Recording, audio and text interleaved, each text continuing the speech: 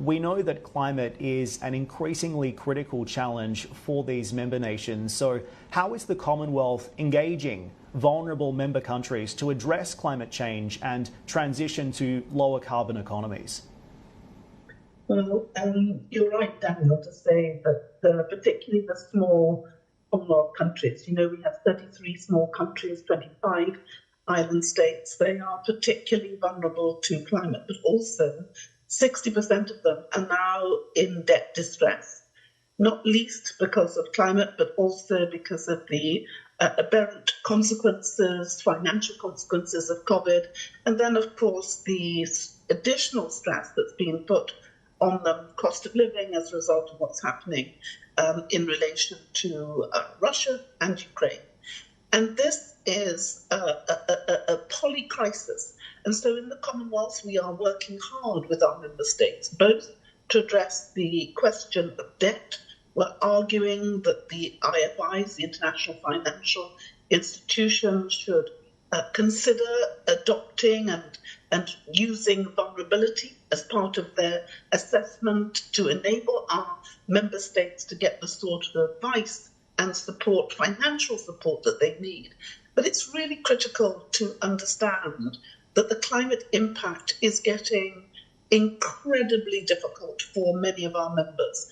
Although our member states have created and contributed the least to the creation of the climate disaster that we're now facing, they are suffering the worst, and particularly in relation to debt, with 60% now in a situation which was exponentially worse than it has been in the past, and they're paying high levels of interest which they simply can't afford. It is really heartbreaking.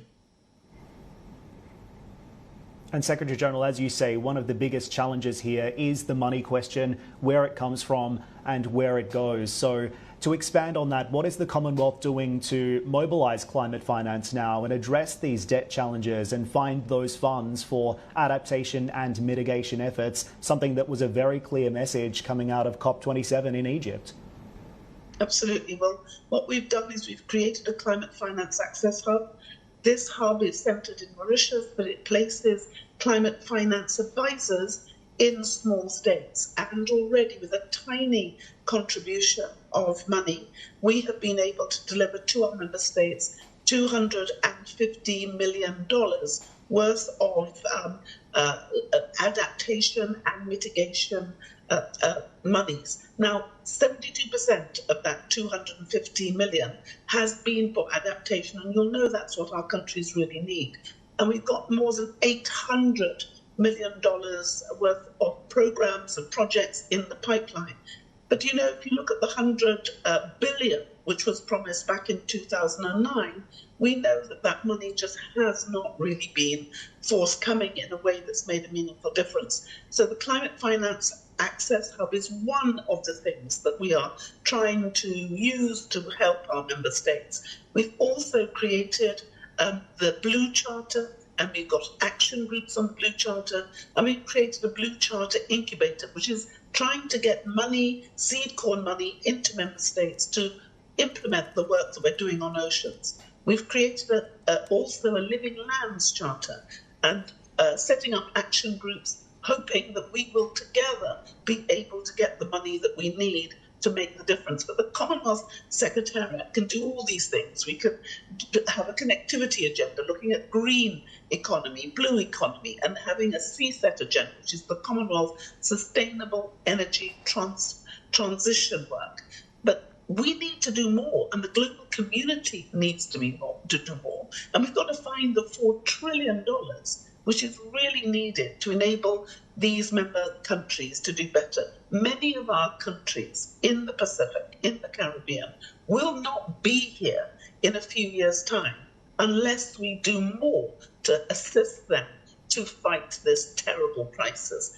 And I think we have to do more, because if you look at who has contributed to creating the situation, the G20 is probably responsible for 80% of the greenhouse gases, and the small island developing states only 5%, and yet 99% of the deaths caused by climate change is happening in these small and developing countries. And that's just not fair. So we need climate justice. We need to get the money into the hands of these small states and the developing states, because they're fighting. They're doing everything they can to make sure that this terrible damage that's being caused to them is abated. But they can't do it on their own. We all need to help, all of us. Yes. And Secretary General, I'm speaking to you from Dubai here in the UAE, which is going to host the COP28 climate conference in November. How can the UAE raise the ambition here? And what's your thoughts on a major oil producer hosting such a critical climate event?